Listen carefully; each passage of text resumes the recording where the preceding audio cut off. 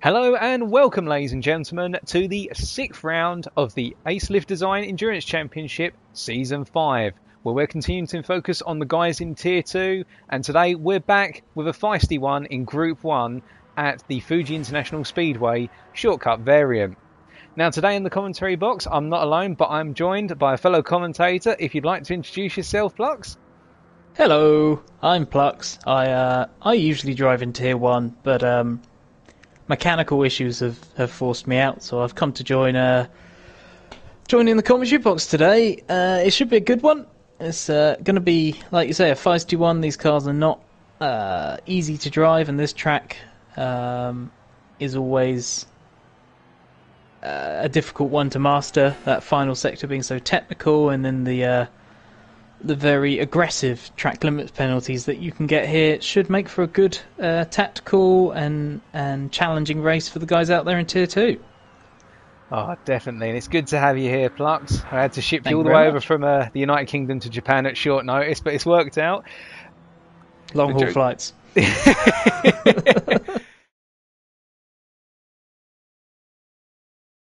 Just needs to have a good run, as we see qualifying is now starting. Indeed, qualifying is getting underway, and as we're waiting to see who's the first driver out on track, looks like it's going to be Kim.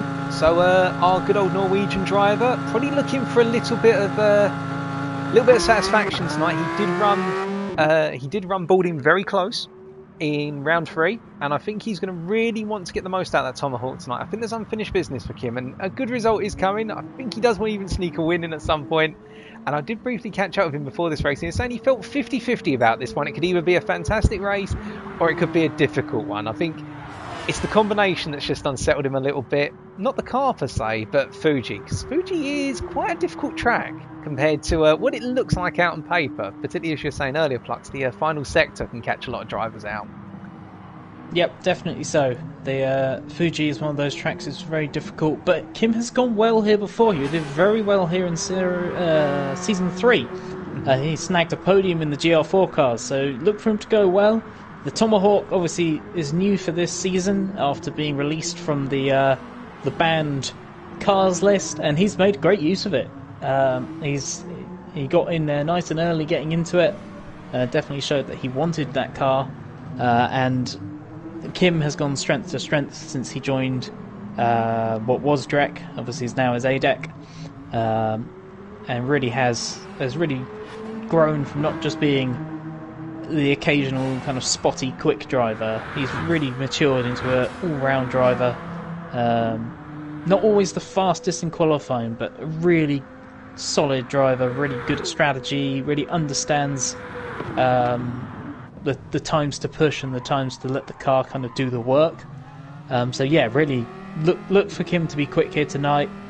He always plays down his own chances, having spoken to him pre-race many times. But look for Kim to do well tonight. And like you say, he's very close to... he's the closest challenger to Boarding. Obviously, Boarding's got a lot of points and has pretty much got the title wrapped up without a complete collapse. But Kim, I think, will be hoping for a win, or at least to push him again very close and make sure that Boarding's got to drive a perfect race. And then we should move over to a driver who was able to take part at the last minute. He's just about felt up to it, and hopefully he's able to stay with us all the way through, and that is Mr. Bottlejob, one of the fan favourites here. Oh, Mr. Bottlejob is a wonderful, wonderful, wonderful thing to watch. He has a knack, doesn't he?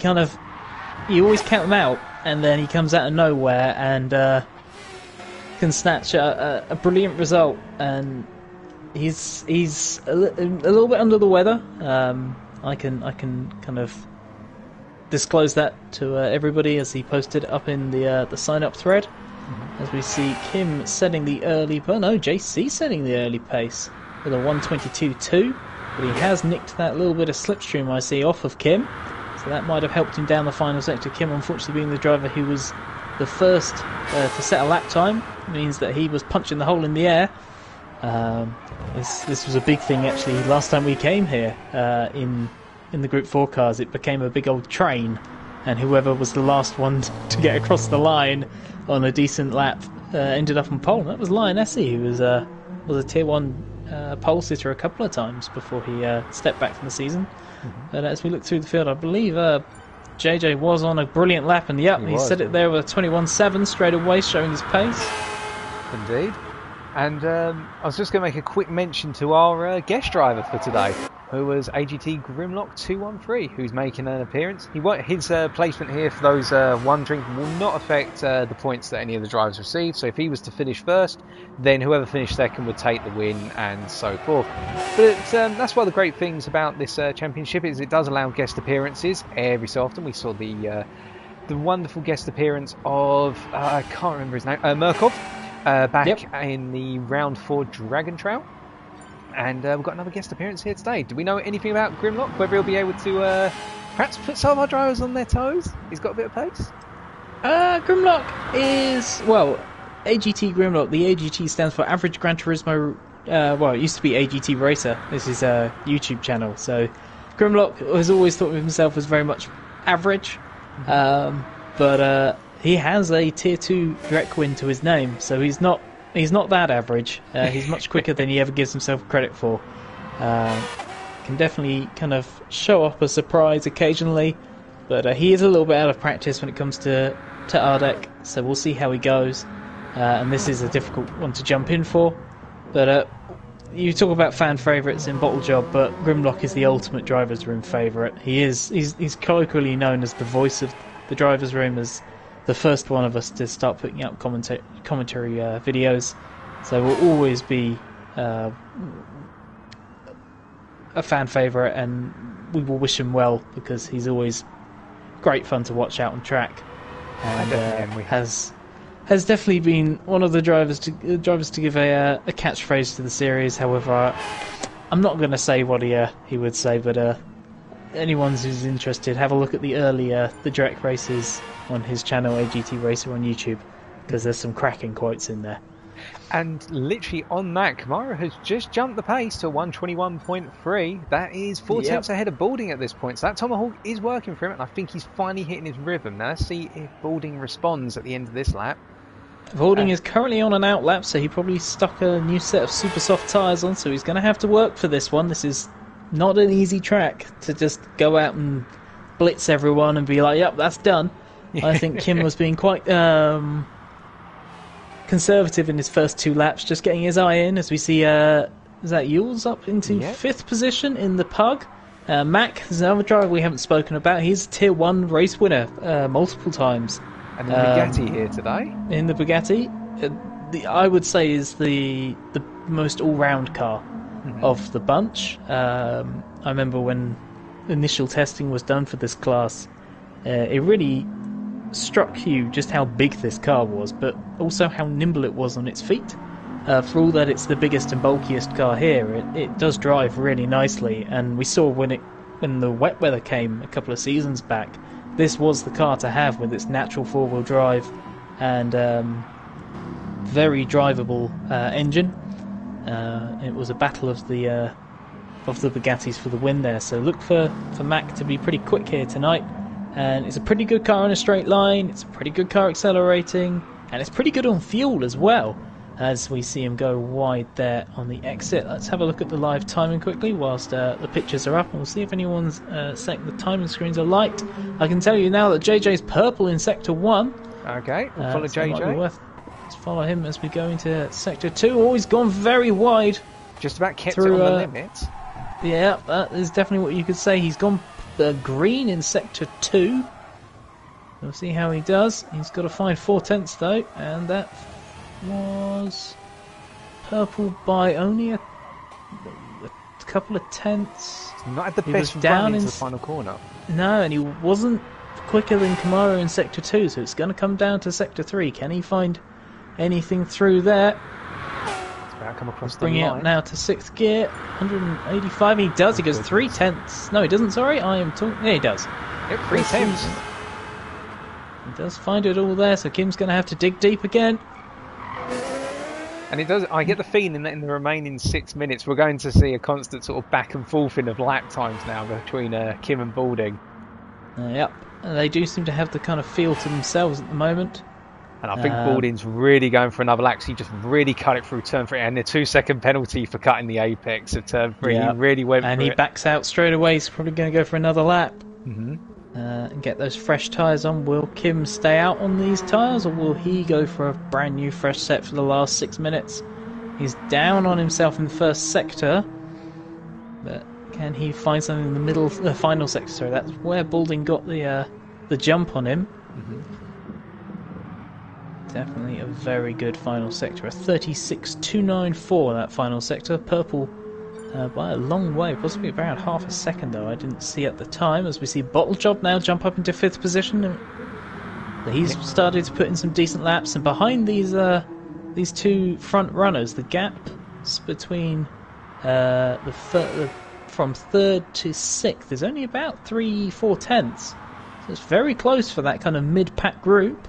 Yeah, and we've been seeing this throughout the season, really, in terms of, it seems that Balding and Kamaru have, and unfortunately we're not going to see Stephen 2570 anymore. He's had to pull out for the rest of the season due to certain circumstances, which we won't outline today. But we're now in a sort of situation whereby, as you say, we've got 2 drivers out in front battling with lap times, and then we've got this wonderful mid-pack that's just built up where, I mean, from JC it's, 21 thousandths to hit the Mac, who in turn is only 46 thousandths ahead of Bottle Job, who in turn is only, just shy of 3 tenths ahead of Yules. So really 3rd to 6th at the moment, and then Booba Luba only 9 thousandths of 9 thousandths, yeah, I just saw that as well. It's really close in that middle pack.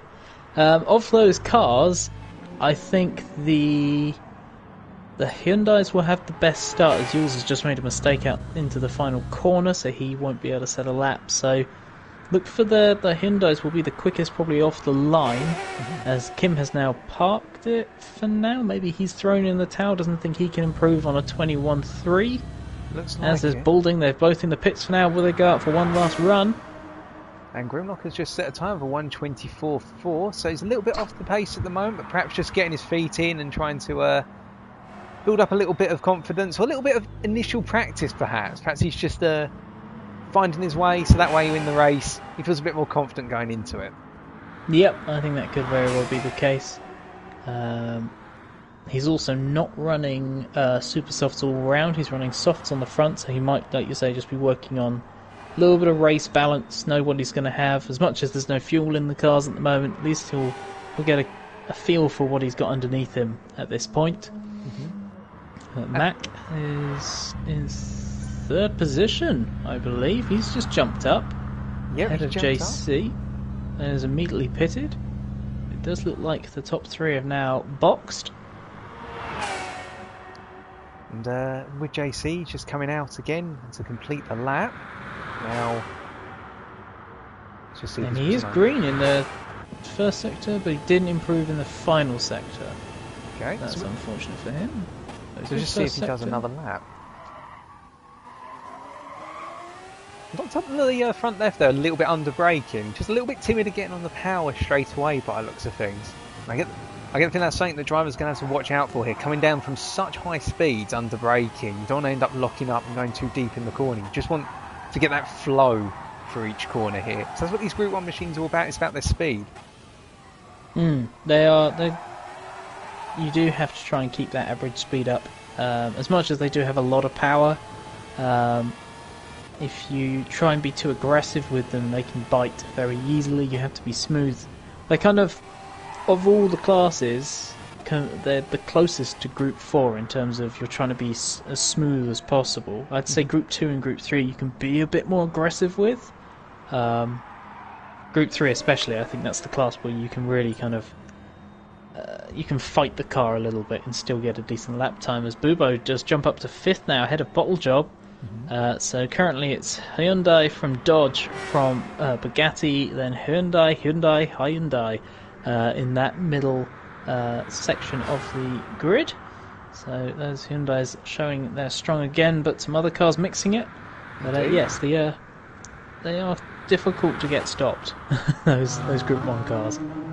Okay, we just got Kim coming out the final corner now. Is he just about to commence a lap, or is he just wrapped up a lap? Let's find out. He's on an out lap right now, so this will be his final. He'll probably cross the line. He'll have 2 laps to try and improve. Alrighty. So talk us through it, Balding Flux. You've driven this car before. Take us through it. Go on board with Kim. He brakes just before the 100 metre board and he's gone wide. That lap is probably toast unless he's going for an obscure line. So we head now down. We'll have to see what his first sector time is. He is down by 2/10, so he's going to have to find something magical.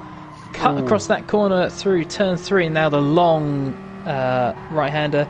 Get a little bit off the power, get that nose back in, really cutting it into the grass, then they'll brake earlier than you think into the downhill left.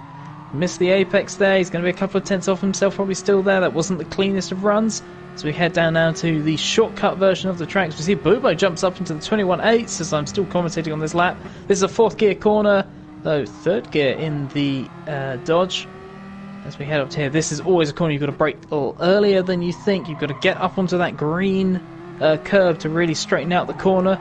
Then this one's a very difficult corner. Yeah, this isn't the cleanest of laps by Kim. He's going to have to be a lot cleaner if he wants to have a go at JJ Balding's lap. And then again, all about straightening out that final corner to get on the power as hard as you can. As we see Bottle Job improves as well into a 22.0. So Kim will get one last lap. JJ is on his final lap.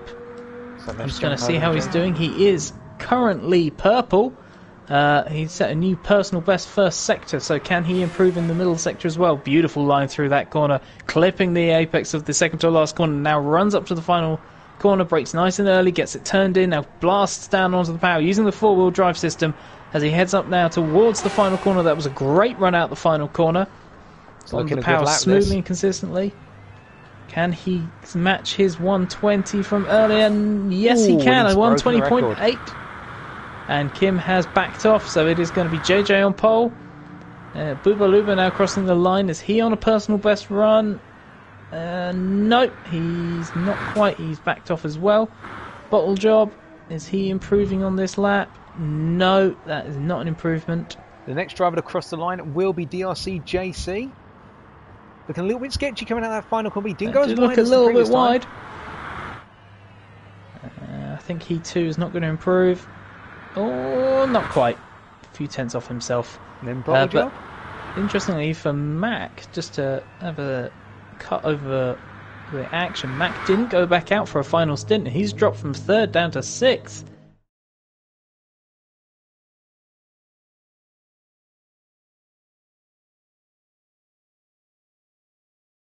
Let's see how they all get off the line, keeping in mind those Hyundais are going to be very strong, but don't count out Kamaru, because he put pressure on Balding at the start of the race last time out. Can he do it again this time out and potentially jump into turn 1? So, drivers on the grid.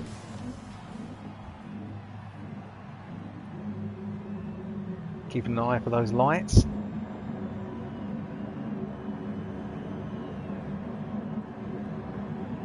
And it's lights out and away we go, and it looks as though, well, we've got the bad camera angle here, but it looks as though JJ Balding has made a very strong start, and look at Bubo, how he's crept all the way up into 2nd already, and Kim has had an awful start. Oh, and Max caused a little bit of a pile up there. That was unfortunate. That's going to stop anyone really having a go, but Bottle Job's got the absolute hole shot there, up into P2.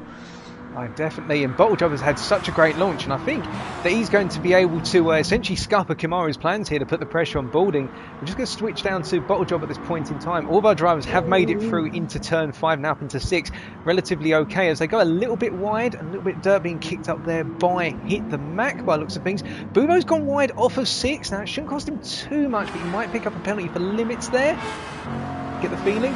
But otherwise, all our drivers have made it through. But look how the gap has already opened up between the top 3 as JC's gone onto the grass, going into 8. Now let's have a look, see if everything's okay there. He's made it through, but it's been a very difficult start for some of our drivers, particularly that midfield. Wouldn't you agree? I would agree indeed. I think there's been a little bit of argy-bargy, people trying to jostle for position as Max up the inside into the final corner. I'm going to jump forward to the lead battle. It's worth noting that Balding is on the supers whilst Bottle Job is on the soft tyre.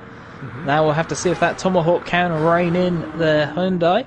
So, after lap 1 then, your order is Balding leading on Bottle Job, followed by Kamaru, followed by Hit the Mac as Bubo. Oh, side by side, they bounced off the wall to one another. Goodness me. We're going to need to watch that back. Huge incident. And that was a major incident. Goodness me, lads. Get across the line at least once and let me call out the order before you start having your incidents. Oh, dearie me. So the order has changed now, with Wilkinator already coming up into 4th, although he's being attacked by JC into turn 3. JC didn't have quite a bit alongside, so he's had to back out of that. But let's have a look through the field. So we've got Balding pulling away from Kamaru, who has got past Bottle Job. It's got past whilst that incident was happening. And should we take a look back at what happened on the straight there and figure out... I think that would probably be a good plan. That looked quite tasty. I'll let you count it through, and I'm going to have a look at the strategies while you have a look at that. So Hit the Mac was... Well, Bubo was coming up really fast behind, then Hit the Mac starts to pull over to the side. Oh, and Bubo just literally swung hard on the steering wheel. And I think he's pulled out a bit too soon, given the power that he's been deploying in Hyundai, and it just led to him bouncing into the wall and bouncing back off and hitting Mac, unfortunately, in the process. That was very unfortunate. Oh, goodness me. I think Mac's going to be swearing underneath his breath on that one and probably having a little polite word with Bubo afterwards. Yeah, I think there may even be a little bit of a steward's inquiry for that one, because Bubo really should have waited and let Mac back through there under the rules. We'll see what happens. We can already see that Balding has pulled out a 3-second lead. He's setting a 21.6 as he goes, which is absolutely incredible pace. That's almost as fast as his qualifying lap on full tank, so he is looking really dialed in there. Kim, the 23.1, which is pretty darn good pace anyway, but Balding does seem to have found something here today already. And I get the feeling, based on the fact that Bottle Job is not letting Kamaru go, so whilst Kamaru did get in front, I think Bottle Job here could be a little bit of an underdog coming to the spotlight, because he's really holding on to the back of Kim at this point in the race. He's got a gap of 5 seconds to Wilkinator, so it's not as though he's feeling any pressure from behind right now. Yep, he has got a nice big gap to Wilkinator, who of course has got the car that will be able to protect itself from most slipstream battles. I was actually watching Wilco before that incident on lap 1, and he'd already got himself onto the back of JC and was going for the big slipstream past everyone, and as we can see he's in 4th now, and a little bit of luck has really got him up the grid there, because that was a really good little move, and then helped out by some mistakes for those around him. But this time JC's got the run on him. Can he protect himself as they run up into the first corner? And there, oh no, JC backs out of it. He's not willing. And now Bubo Lubo might go for the aggressive move. He has to get to the curb on the outside. There's Yules as well, getting a move on Grimlock. And Mac, who's still stuck in that last position, hasn't been able to find a way through. I think this is the problem with the slipstream train, is the Bugatti is good in a straight line, but it's not a class leader, and if you're behind a bunch of cars which are really good in a straight line, you just sit there. And he's going to have to find Bubo here, going into 6, and I think he's got him on the inside. Oh, that is all a little bit more contact. Bubo is deciding to scrape all the green paint off that car. And they're still side by side. Oh, they're going down into 8 side by side. One of them's going to have to give way to the... Oh, a little bit of contact there. A little bit more. JC has got the inside line. I think that was Bubo's coming back. The way it had to go. He's coming back into 9. That is not an overtaking spot, boys. Not in these cars. In Group 4 you can get away with it, but not these cars. The overspeed just is wrong. And I think it looks like Wilco's had a little mistake there, because he's all out of shapes into the final corner. What is interesting is actually Wilco is running mediums on the front, and that's probably where that big gap has come up from. Bottle Job is Wilco's now holding the whole pack up, and basically being a trolley train has actually pulled out the slipstream. JC didn't pull out very quickly, and Bubo's going to have had a shot. This is going to be 3 wide almost into turn 1. It is 2 wide with Bubo Lubo there, and also Yules looking feisty as well. Yules has got that hybrid as well, so he'll get a good punch out the corner. He's going to close in on those Hyundais as they head towards turn 3 now, but he's going to have to back off. He couldn't get there in time. Oh, hold on, he's got to move. He's looking round the outside. I think Bubo's got it done. I think he snuck a move in up into turn 3. I think JC was a bit conservative on the brakes there into turn 3, and Bubo's just had the brake contact. Oh, Yules has gone for a big dive bomb there. That was a little bit naughty and actually got a bad exit there. But JC can't do anything about it. He had to pull out the slipstream, couldn't do anything. But I think JC's going to try and come back. Oh, and he's gone flying off. Did he just literally tap a little bit of the grass? I'm going to have to watch back on the onboard for that one. That's really unfortunate if he did. And that's one of the things that did catch our drivers out. let's take a look at that replay. So he's coming down here into turn 8, sorry, into turn 9, what it be.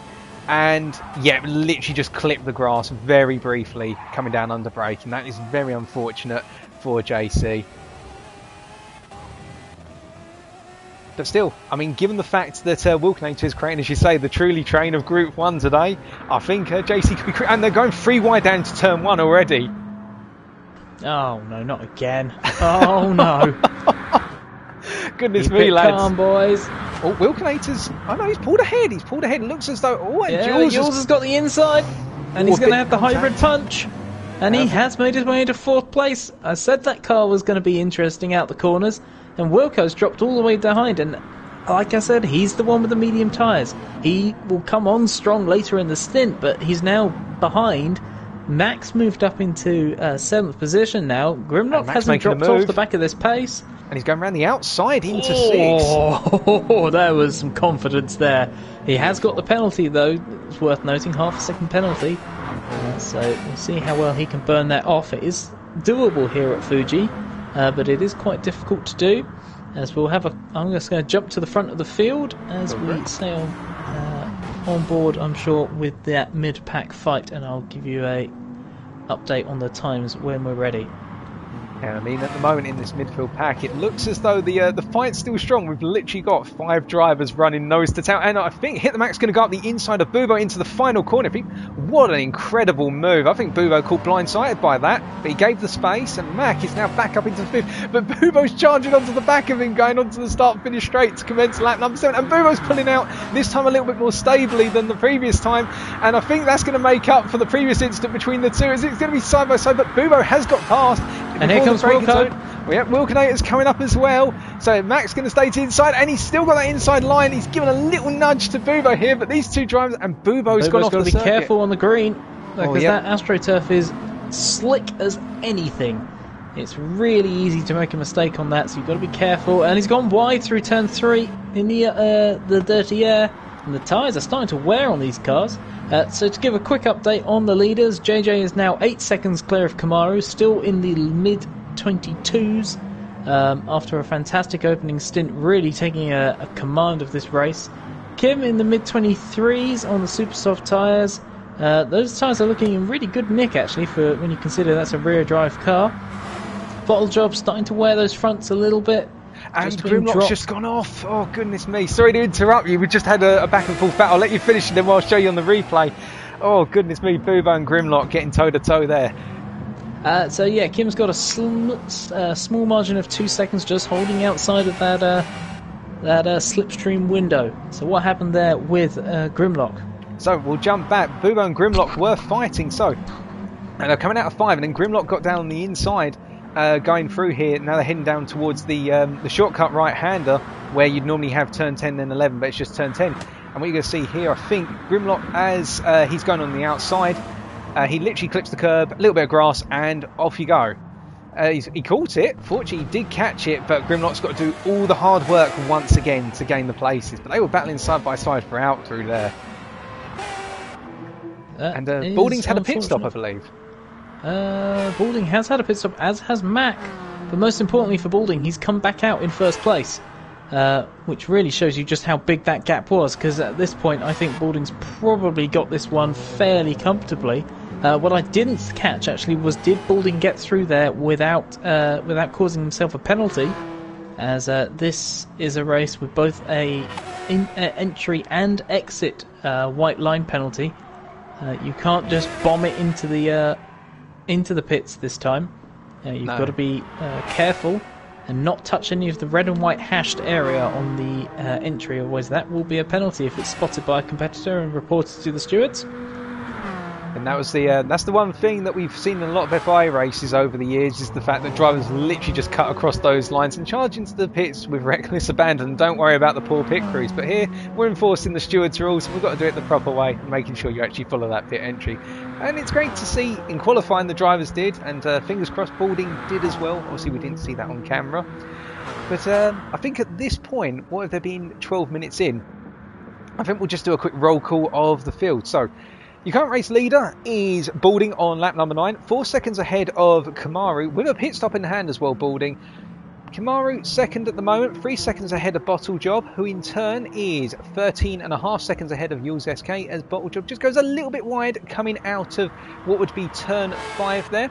And then you've got Yules in the Peugeot, the only Peugeot driver here, putting in a strong shine, and he's actually managed to break away from Wilkinator in 4th place. Wilkinator in 5th, who's just 3 seconds down the road, with JC nipping at his heels at this point. And then we've got Grimlock, who snuck his way back up into 7th already. We saw Grimlock down in 9th only moments ago. But Grimlock is 2.6 seconds down JC, but 3 seconds up on Hit the Mac. In 8th, the Bugatti driver, who's not having the greatest of races so far, and he's up against his main rival at this track, well, today at least, Bubo Lubo, who's only a second down on Mac in 9th place. So that is your running order at this point in time, as Balding's begun lap number 10 already. He's just charging away up front with 5.6 seconds. I mean, you were saying earlier, Plux, weren't you, about a minute ago, that Balding's got this one in the bag. Well, if he doesn't make a mistake, I think it's hard to see how Kamaru, who's yet to take a pit stop, is going to be able to close down the gap on Balding. I mean, Balding has just set himself a new fastest lap of the race of a 21.3. This is brilliant pace by him. Like you say, it's going to come down to, will Balding overdo it? You know, he's now got that gap. He can afford to take half a second or more off of his lap speed. He doesn't have to push every lap. But he is one of our youngest drivers in the field, and that youth and somewhat inexperience could cost him if he was to try and get a little bit too aggressive. Yeah, too aggressive with the race. He's controlling it now. He doesn't need to put in gaudy race laps. No, he doesn't need to do a Senna at this point. A Senna at Monaco, going too fast and hitting the wall with only laps to go. He just needs to just cover off the field. He can now afford to pit when Kim pits. He's got a massive gap. His only small thing he's got down on Kim is he's used a tiny bit more fuel. But really at this point it is looking excellent for JJ. He's just got to keep it on the straight and narrow. But of course a small part of him might be thinking he's got to measure himself up, as we see Bottle Job pits now on the soft tyres, and that is before Kim did on the supers. So that is interesting, picking just before the 15-minute mark into this race. I've got another pit stop coming up for Yules. He was struggling on the previous lap. I was watching him for a little bit and saw him getting very sideways through turn 1 and also turn 3. So I think Yules those tyres did look pretty wrecked, to be fair. This is the only front engine car in the field, so it does have that problem. We've got some fighting there coming down into turn 1. And Wilco on those old medium tyres. Now this is the downside of sometimes running long into the race on mediums, is whilst on paper they do last longer, because they have less peak grip, and the way the tyre model works within Gran Turismo, actually you can end up with tyres which are slower despite the fact that on paper they're less worn, because you've got less peak grip. And as long as you can keep within the grip, the circle of grip, and the how much grip you've actually got, as long as you don't overdo it on older, say, soft tyres, you can go further, because they'll still give you that traction. You just have to not overdo it. You've got to trust in your tyres and believe the grip will be there, but you just can't pressure them into doing too much. And what Wilco's probably finding here is the mediums are, in my opinion, the worst compound in the game. Whilst the hards are slower, they're more predictable, and they last forever. Mediums don't. They have closer to the grip of hards than in between middle softs and hards, but they've got closer to the life of softs. So they're kind of skewed in this horrible direction where you're getting the best, the worst of both worlds, of a tyre that's really slow and doesn't last very long. True. And I think Yules is going for a move on Hit the Mac here with the fresher tyres and that hybrid coming in through turn 3. It's Here he very comes. consigned. Now, can he get the move on him, potentially going up into what is turn 6, if I get my numbers correctly here. It's a downhill left-hander. A bit far back there. The hybrid's kicking in now. I don't think he's really got the overspeed here to get him coming down into the final sector. So this is probably going to be a bit punishment for Yules, running in the dirty air, just putting a bit more wear in the tyres. But up ahead as well, Yacy not really pulling away from this little group and actually looks like he's struggling. So we could have a freeway battle for 4th place going into what will be lap number 13 on that straight. And I get the feeling that Jules is wanting to close up as best as possible. JC is the only driver here who hasn't pitted yet. True, so he's going long. He's going very long. He might be trying to make this a 2-stop race. He goes very wide. Oh, they followed him almost in the form Mac went even wider. And now Yule is the only one who's got a decent run. But JC's put his car in the middle of the road, which means he'll lose the slipstream. And now it's a 2-horse race with Yule's out on that outside line. Now, Yule's has got to be careful here because he can't see. As we see Wilco finally dive off of those medium front tyres, he won't be able to do a split. Oh, and hold on, 2 of our drivers have disappeared.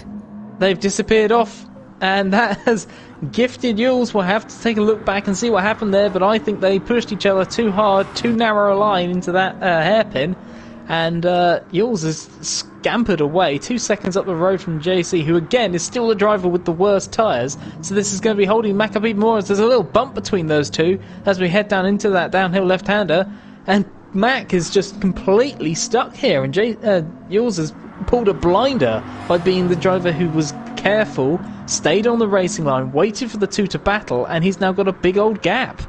Yeah, so whilst you were talking about what was happening right here, we're just looking back at the replay on screen, and what essentially happened was Mac went very late on the brakes into turn 1, and JC gave him as much room as humanly possible, but literally Mac just careened, and JC sort of had to open the steering wheel so much as to go off rallying, and as a result Mac went off with him, and that's how Yules was able to jump past the two of them, and oh goodness me, it just goes to show you sometimes you don't even need to fight, let the guys in front of you do the fighting, and you just pick up the rewards as a result, you third party it. Yep.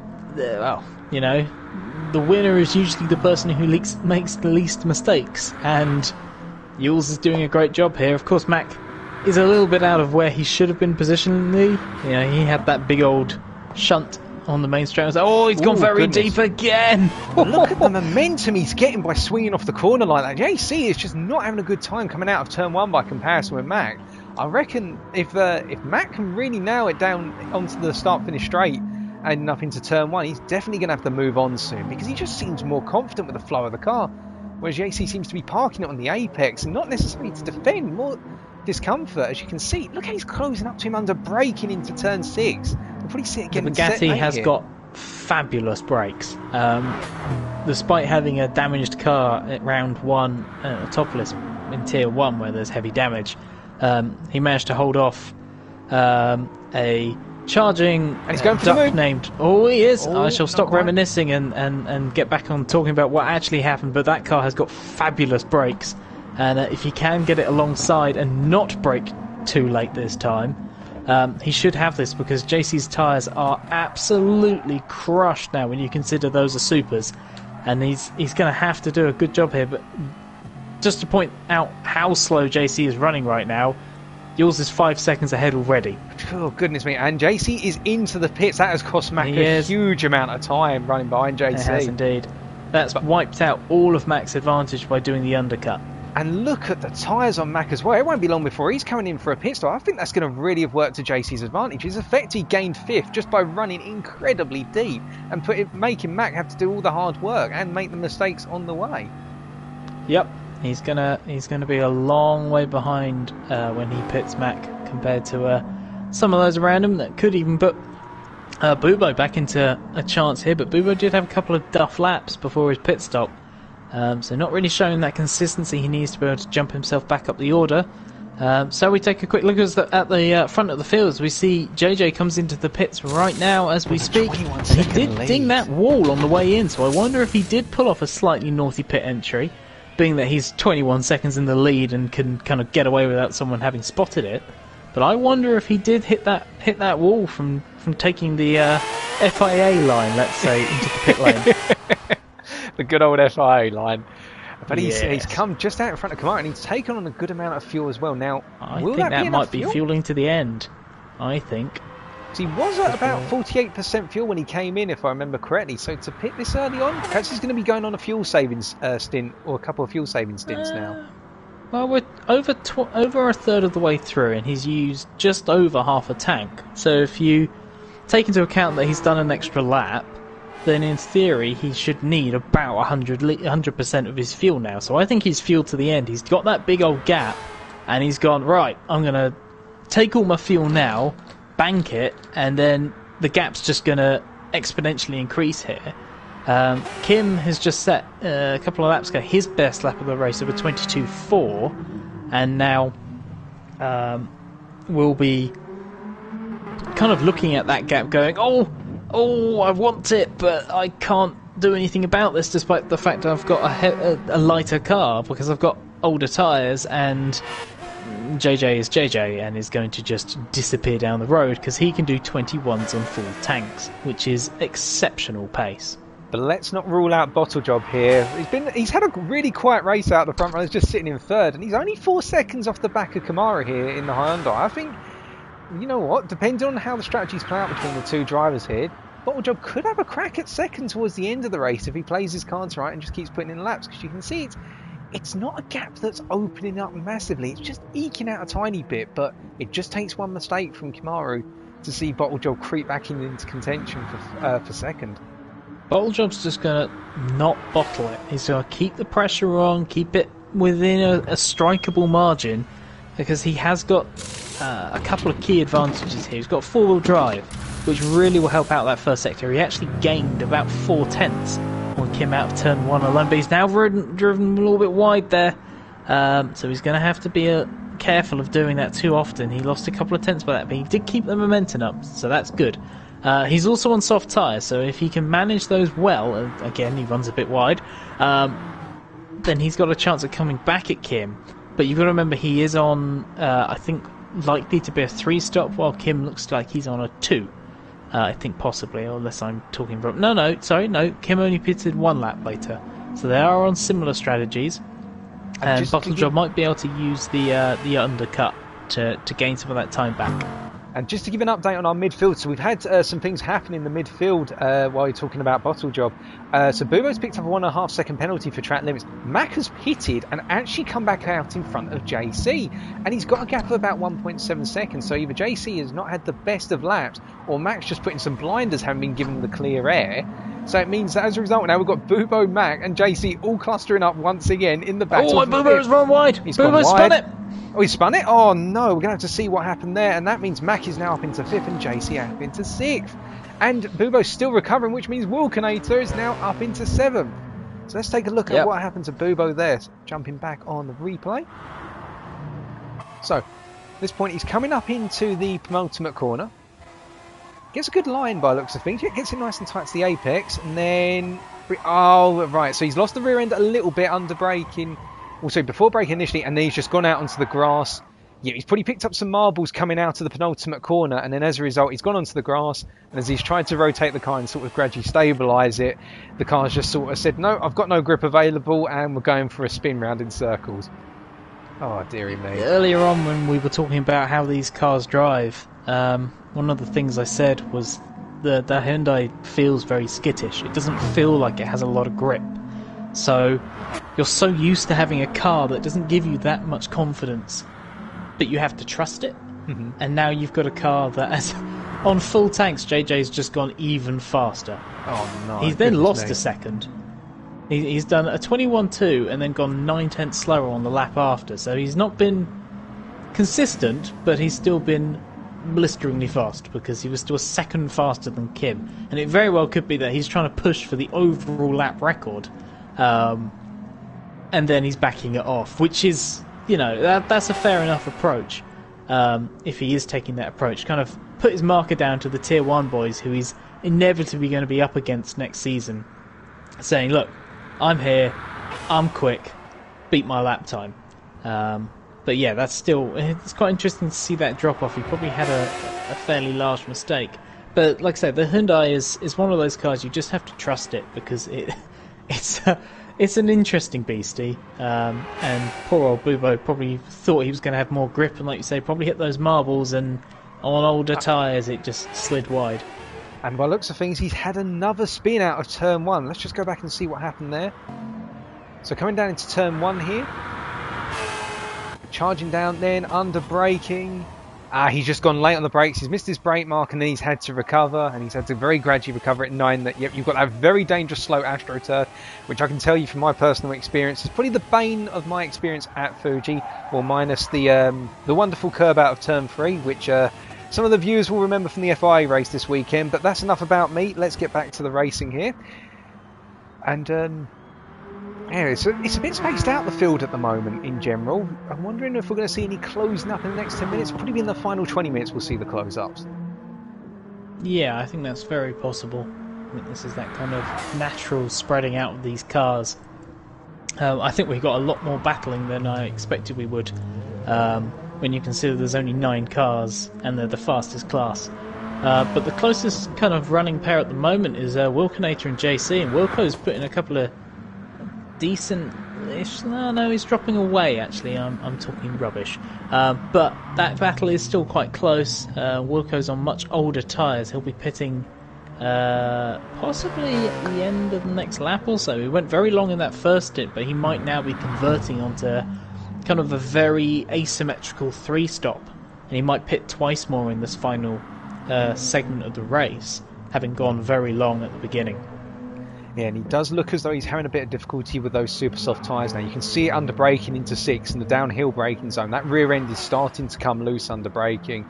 And, well, when you're in that situation as a driver, I think you'll agree, Flux, it's one of the most uncomfortable feelings that you can have, where under braking, the rear end of the car now just seems to have a mind of its own. You've got to try and tame it and say, no, I want you to go in a certain direction. And the car's just having none of it. As we see, it goes a little bit sketchy as well under braking into what would be turn 12 there as well. So the... not the penultimate corner, but the one before that.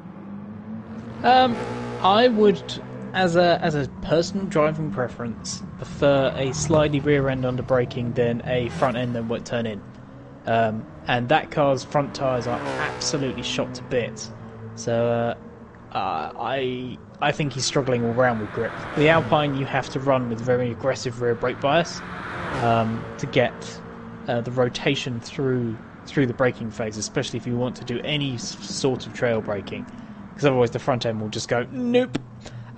So for me personally, I'd much prefer a slidey rear end than a car that won't turn in. It's why if you look at my car choices over the seasons, it's almost always been mid-engine cars, because they turn in better, despite the fact that, like you say, they will slide at the rear. Yes, that's just my personal preference. I don't know what Wilco's preference is. Like you say, he might now be hating how that car feels at the rear, but still be comfortable with the front. While I'm looking at those tyres and going, oh, blimey. I would be much... Oh, we have a yellow flag for JC, who's made a mistake.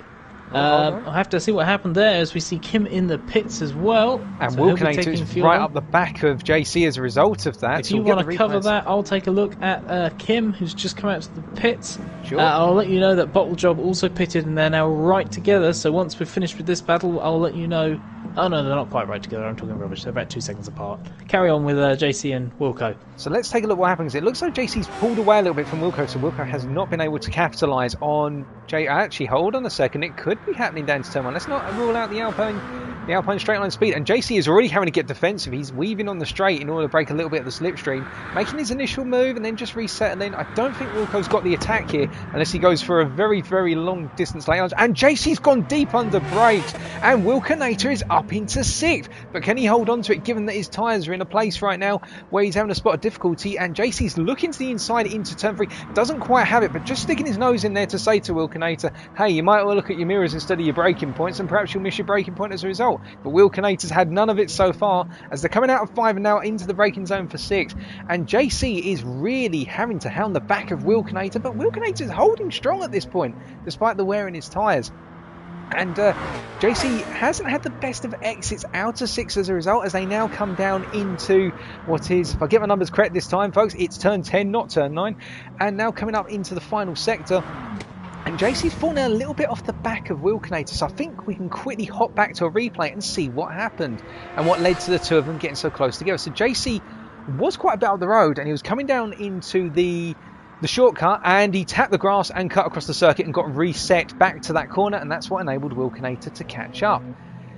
There we go. And Sorry, so coming back to what you were saying, Flux, with regards to Kamaru and Bottle Jobs, they're about 2 seconds away from one another out on track at the moment? About 2 seconds, yep. And on that lap, the previous lap, Bottle Jobs set his personal best of the race, so he is giving it everything on soft tyres still, Kim on supers.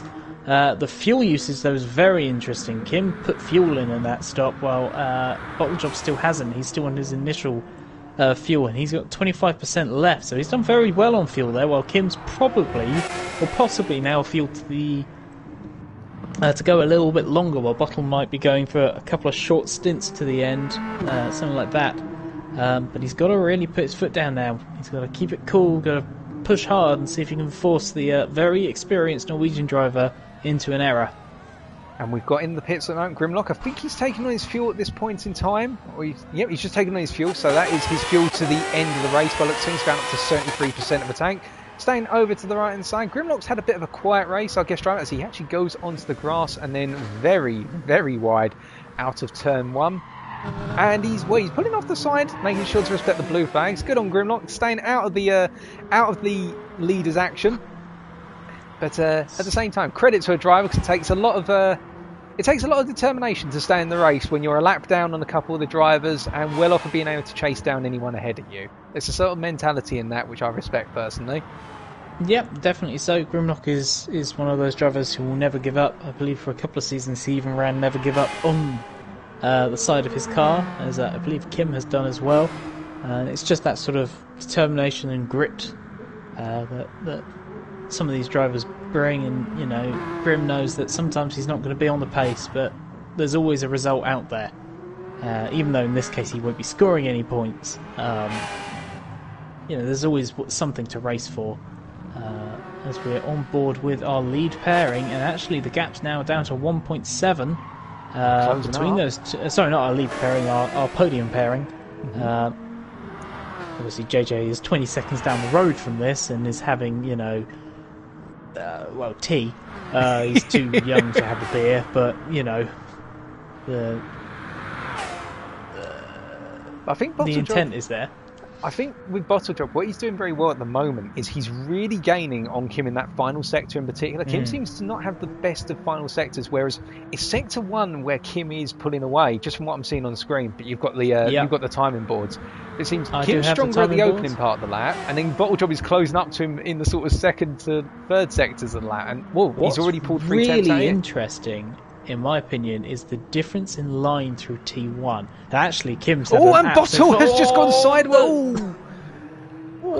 He held that well though and didn't lose that much time. But Bottle and Kim take wildly different lines through T1. You can see because Kim brakes deeper and pulls about half a second on the brakes, but then Bottle Job squares it up and gets on the power earlier and actually pulls back a lot of that time. And you can tell that Bottle Job was really pushing hard there. And he got dirt on the tyres, and now in his best sector is now not being able to close in, but he is finding about a tenth. He's just got to keep it smooth. What I think happened also was he ran a little bit. He was slower through the fast wide right, which I've actually forgotten the name of here at Fuji. I don't think it's Dunlop, but I'm not 100% on what it is. Fast wide right, that would be 100R if we're talking about turn 100R, there we go. Yep. I always forget the name of that one because it's it's a number instead of a name, but never mind. But yeah, Bottle's had another moment. He's got to keep it. This is the time of the race. He's got to keep focused. He's got to fight off however bad he feels, and really dig down, because he's got a good shot here. It's P2, but these sort of laps are the ones that matter, because if he can force Kim into a mistake, he's got a good shot. But if he starts dropping off the pace as his tyres fade, then he's going to give Kim a really good advantage, because Kim of course has taken fuel on board whilst Bottle hasn't. And speaking of action further down the field, it looks as though we could be seeing a battle for 7th at this point with Bubo Lubo. He's just been in the pits and he's come out and right behind Wilkinator, and he's really closing up. But Wilkinator, of course, has got that straight line speed going down to turn 1 in the Alpine versus the Hyundai. But Bubo has been closing up very rapidly over the last 2 laps. Been keeping an eye on that, and it looks as though Bubo is really hunting down that 7th place at this point in time. Yeah, I think on pure pace, Bubo is likely to be the quicker driver at this point in the race, as he does go a little bit wide through turn 3. He's got to be careful of those track limits. Yep. Can sting you for a couple of seconds penalty. I don't know that at all. That hasn't ever happened to me, never. Coca-Cola Corner is not my favourite, which I think is perfectly captures the fact that my cars are sponsored by Pepsi. As you say, Bubo Lubo is looking fairly quick at this point. The tyre wear is about the same between these two. Really close up in Sector 3. Yeah, it's that four-wheel drive system. It's going to give him so much more acceleration out of these corners. It's going to be able to keep him nice and close, but the Alpine is the best car down the straight. As we run through, bit of a wide-ish line there from Wilco, though. Didn't get the best of runs. And I think this time Bubo's got a good shot, because the Hyundai is actually very good in a straight line as well, and especially with a slipstream. And here he comes. Now, has he gone too early? He might have bolted too soon, and I think Wilco, if he's smart here, he could have another run at it. He's looking at the inside, but and he's gone for it. He's gone for lunch. He's absolutely gone for that.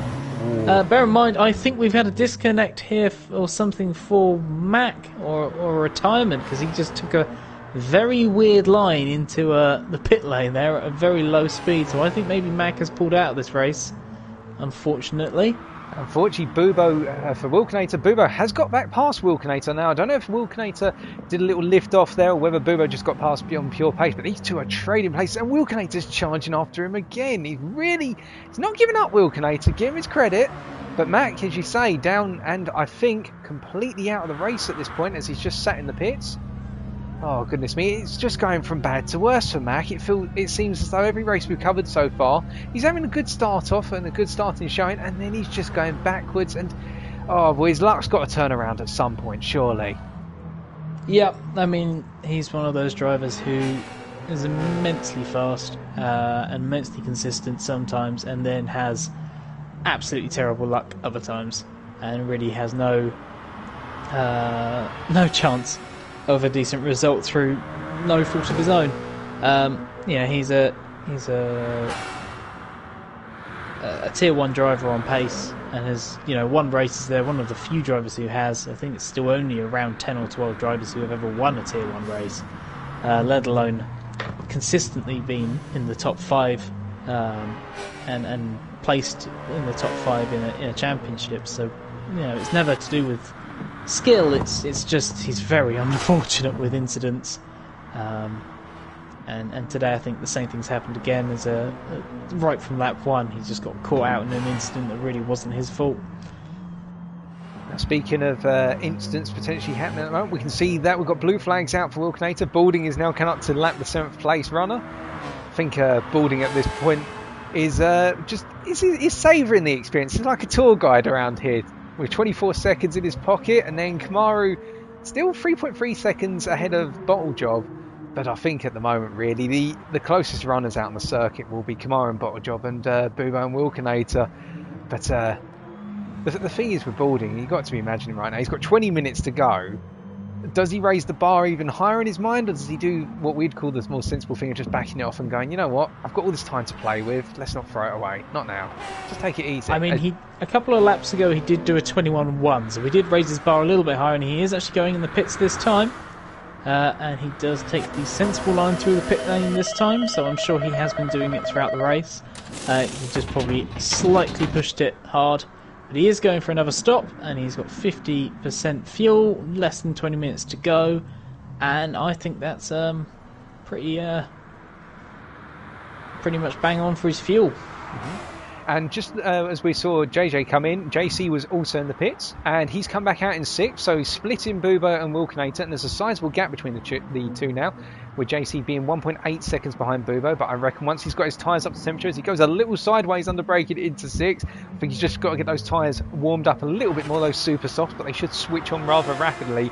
I think we could be seeing some action between JC and Bubo for 5th place within 1 to 2 laps, because he's already brought that gap down from 2 seconds to 1.2, and is still closing, whereas Wilkinator, I don't think he's going to match JC's pace, because Wilkinator is on those older tyres here.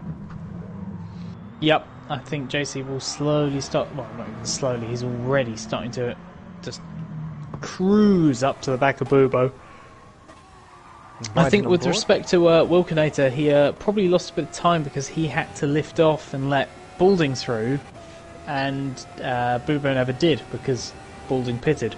True. So I think he lost a couple of times being respectful to blue flags, and then his competitor didn't have to do the same, which is always unfortunate when you get stuck in that situation. Nice, and JC's just fallen a little bit back going down the straights now. Now, just taking a look at the fuel, looks as though JC has got enough fuel to get to the end, and Bubo, meanwhile, is definitely going to take a fuel stop at this point. He has not got the fuel to get to the end, unless by some divine intervention he's able to fuel save the life out of that fuel tank. But I think here JC can just afford to back off and let Bubo come into the pits when it's his time. Yep, I would say that's probably his best bet. There's no point forcing a battle if you know the person ahead of you. As we see, I think Wilco's had a little problem there. He's dropped a second off and is now at the mercy of the blue flags once more. As he gets out of the way, going into. He does get out of the way into a safe spot again, but loses even more time in his battle for between 5th and 6th and 7th positions. So with regards to him losing the second, I can confirm, just looked it back on the replay, coming out of 5s to the second part of of 100R, he went wide and he just lifted off the throttle to keep the car steady. Well driven by Wilkinator, because you can have a habit of just keeping the throttle in and praying to dear old mercy that the car's going to eventually make it a turn 6. But here Wilkinator kept it under control. He's experienced head. Just thought it's not worth, catapulting the car across the track, and if you're going wide, just lift off, gather it all up, and keep fighting for another day. As he runs very deep into T1 there. That was unfortunate. It was just behind the shot of the leader there, but it runs very wide.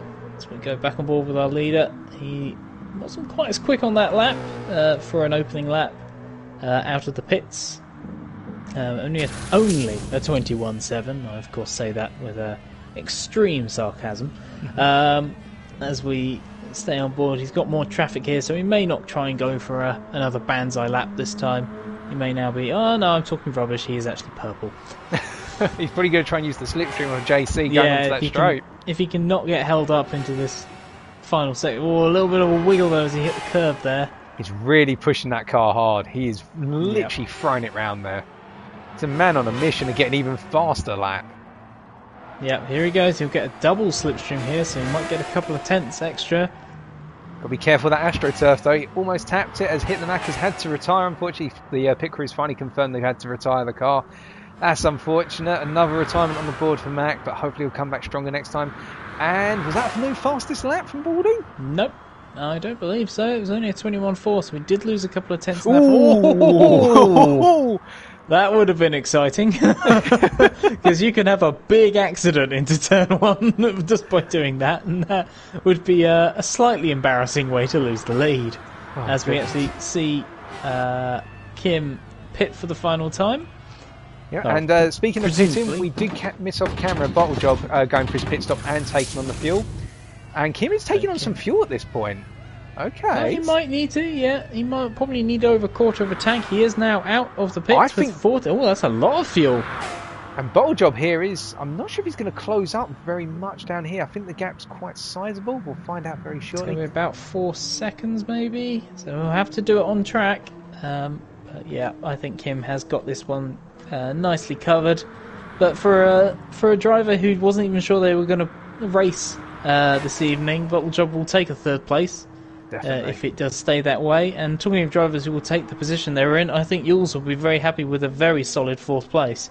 Yeah, we haven't really spoken much about Jules. It's been a very quiet one. He had a lot of fighting early on. He was up, he was down, and now he's just sort of arrived in 4th and just claimed it his own. I mean, he's 13 seconds down on Bottle Jobs. Unless there's a major bottling by Mr. Bottle Job, then I don't think we're going to be seeing Jules. As he goes actually a little bit deep coming out of 5 and almost sends it very wide off the circuit into 6. Jules having 31 seconds on JC. I think he can be proud of himself, Jules, but just got to bring it home now with 14 minutes remaining. It's just a quiet race for him. And from your experience, Flux, when you're in a situation like this where you know that unless the driver in front of you has a major mistake or does something unexpected and the guy behind you is putting no pressure on you, what does your mind sort of do at this point in the race? How do you keep yourself from essentially avoiding at 1 minute just switching off and throwing the car off the circuit?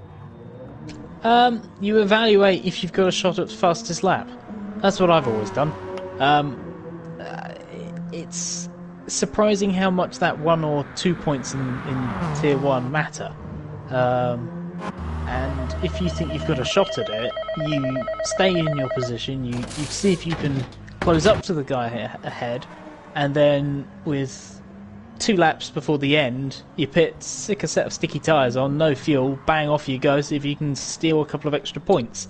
And that's kind of what you keep yourself focused on, is not letting up, getting yourself into the position where you might be able to steal some extra points and potentially take away points from whoever's in the lead, who's likely to have set fastest lap prior and could very well be one of your championship rivals.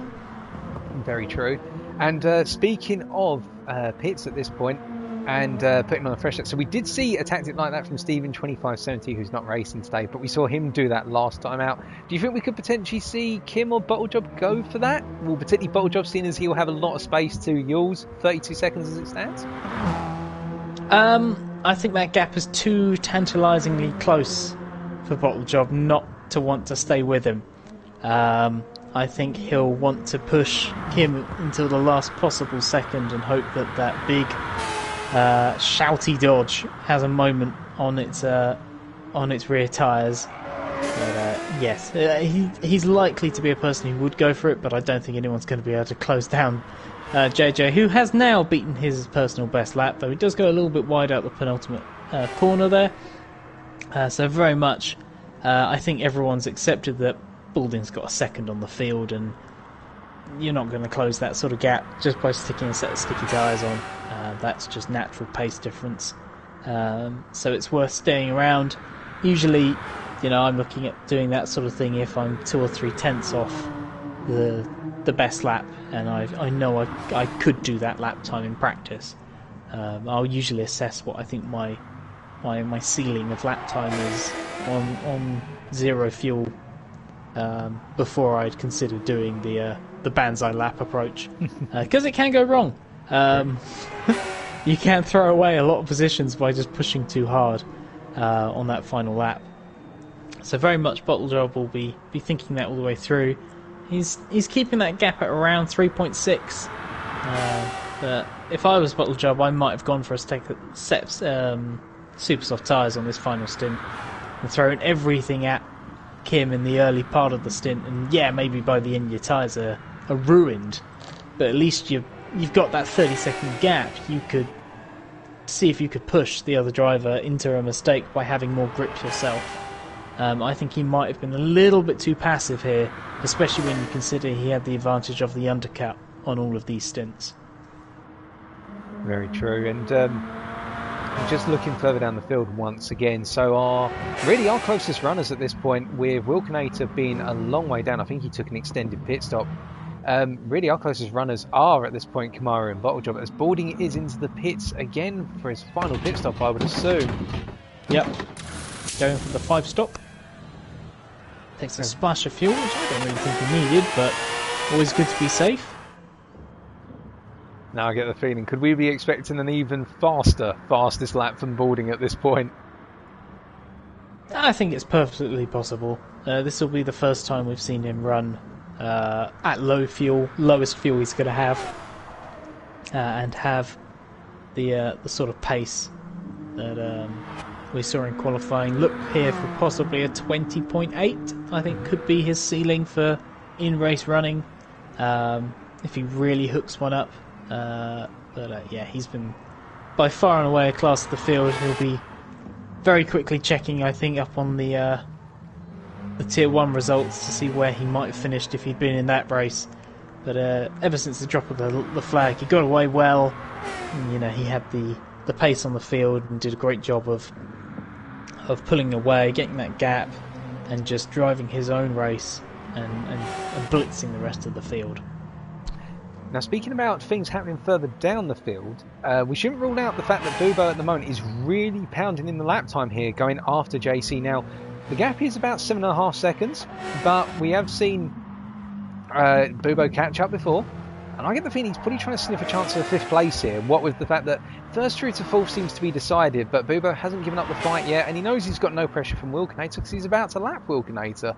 So yeah, we don't know what happened with Wilkinator there. A bit of a shame because he was in a good position, good in 6th, but circumstances may have been unfortunate. As we see now, Grimlock has pulled into the pits for an extended time, so it looks like he too has got a technical issue.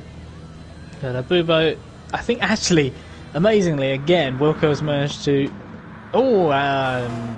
As Wilco goes very wide through Coca-Cola corner. Indeed. And Bubo is now stuck in dirty air of Wilkinator once more. And I think that might actually slow him down and possibly scrub his tyres, and he won't actually get that shot at JC, because whilst the gap is going down, he's got to be careful here as Wilco does pull off out the way now the gap has come down. So we've got 7 minutes left. That's roughly, 5-6 laps? Yeah, about that. JC's got 4 seconds on him and is losing approximately 2.5 seconds a lap, so he's going to have to think about this. I think if I was him, I would have pitted a couple of laps ago when his tyres started going off while the gap was still a bit bigger. I think at this point he may have squandered his chance of holding on to 5th. Of course, Bubo has shown a few times tonight that he can make mistakes when trying to put others under pressure. So we'll see how that all transpires. But Bubo has now set his fastest lap of the race, and it was about 2 seconds a lap faster than JC managed.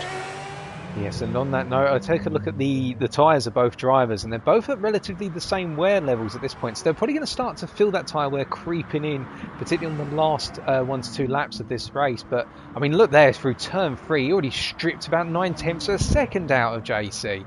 Bubo is a man on a mission. He is not done yet.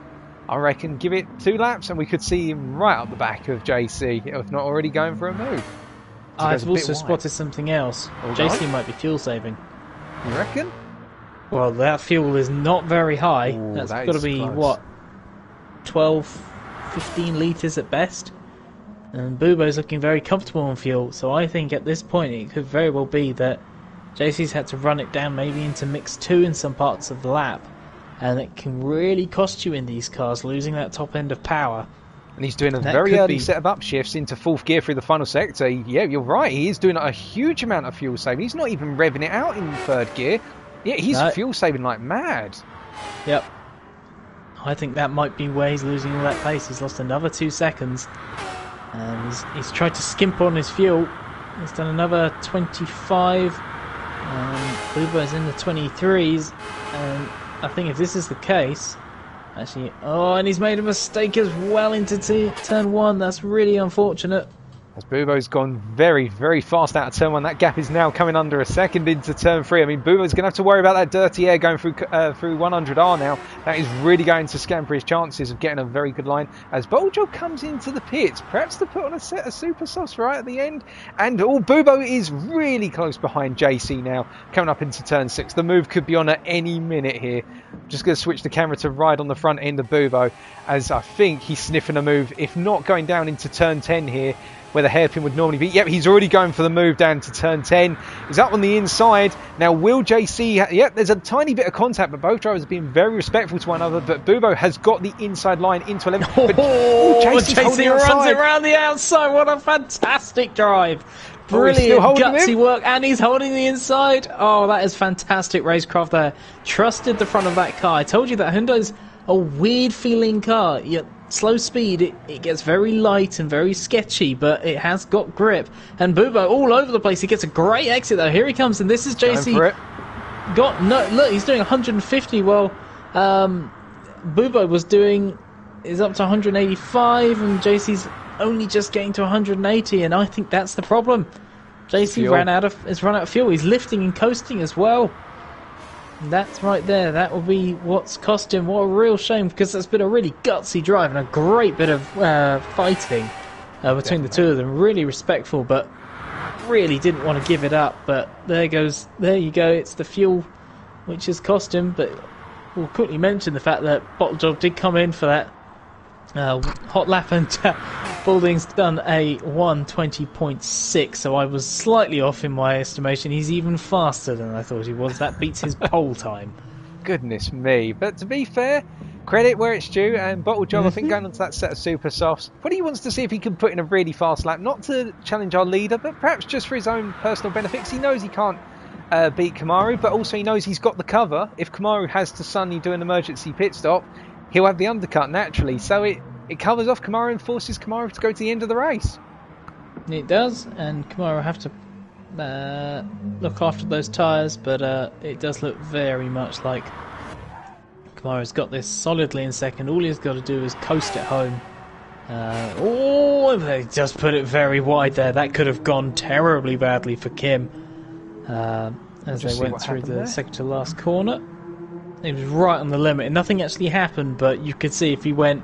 Oh, goodness me. That could be a nasty little spin. And this track is one of those tracks where you can really easily damage your tyres and make them horrendous to use. I remember a practice race this time last year for the same event. I had a big spin coming through the corner before that, and the tyres were dead. They didn't look warm, but they'd overheated considerably, and they were just kaput. There was nothing left. And I had to pit an extra time, even though they'd only had about 4 or 5 laps on them. They were just gone. So it's very easy to tear your tyres up here. So it's worth mentioning that. It looks like Wilkinator's been doing a little bit of acrobatics on the start-finish straight. Spun it into the wall. It doesn't look as though it was an unforced error. Just looks like now he's parked it on the straight, interestingly enough. I think maybe he's just waiting for the final lap to roll round. Yep, just parking it up. Yeah, just sit there. The one thing that may cause, though, is if that yellow flag stays out and we've got a battle. I know that's very unlikely, but we do have JC and Bubo very close together. What's happened here? I think Bubo may have made a mistake. Occurred? We'll check his lap time. It's not too bad. No, JC's gone for it. He's gunned it. He's got one lap, and he's thinking, I've got 1 lap's worth of fuel, and Bubo's got just a bit more than that, but slightly more worn tyres, and I think JC's tried to kind of play this back, because he went almost 3 seconds faster on that lap, so he's managed to get that fuel back. He goes half a second quicker than his best in the first sector by having that slipstream. He's got to be careful. Oh, and he's got a penalty. Oh, he's got a penalty, no! Oh, I pushed it too hard, and that's going to be Bubo. Just has to stroke it home now. He's got it down a couple of times, but they are pushing really hard, these guys. And can JC snatch victory from the jaws of defeat here?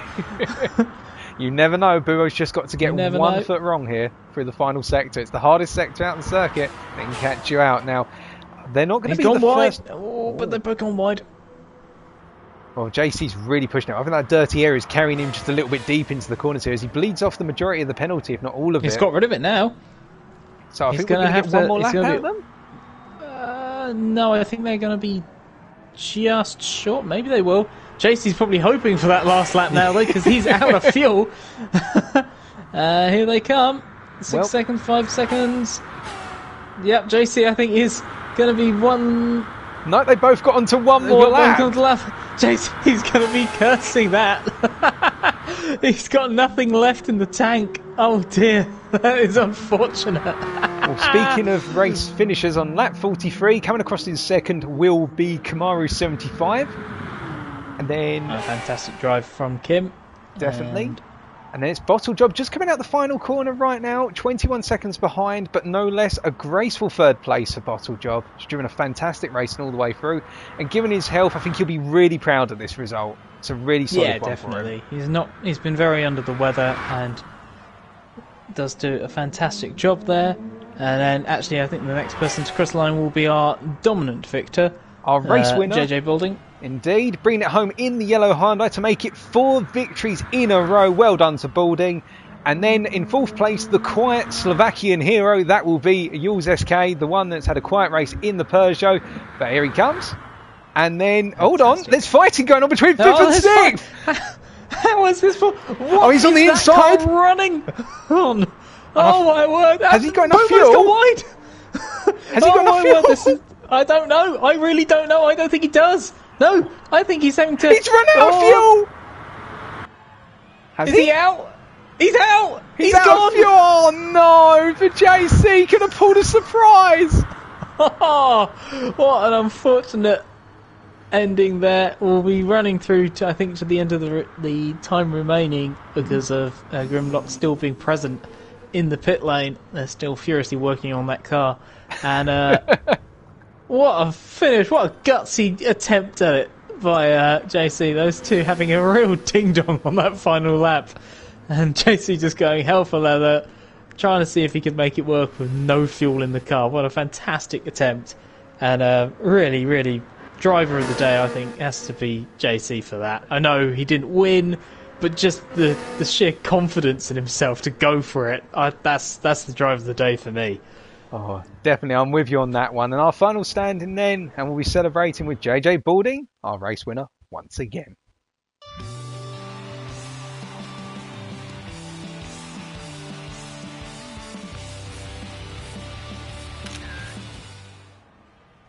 Oh, what a cracking race. There was action in the first 20 minutes was just non-stop action in the midfield. Yep, it really was. It kind of separated out the midfield from the top three very early on, but what a cracker that was for such a small field and such fast cars. You wouldn't expect almost touring car style moves, but what a fantastic drive and what a fantastic event to watch. Another definitely. Cracker from ADEC. And with that, that's all we've got time for today. If you have enjoyed this video, be sure to leave a like, comment and or subscribe to both my channel and also the official Drivers Room YouTube channel, as may be found in the description of this video. But until next time, I've been your host TX141 or Britain a Spit, and remember to stay safe, stay well, stay smiling, but most importantly, stay on track.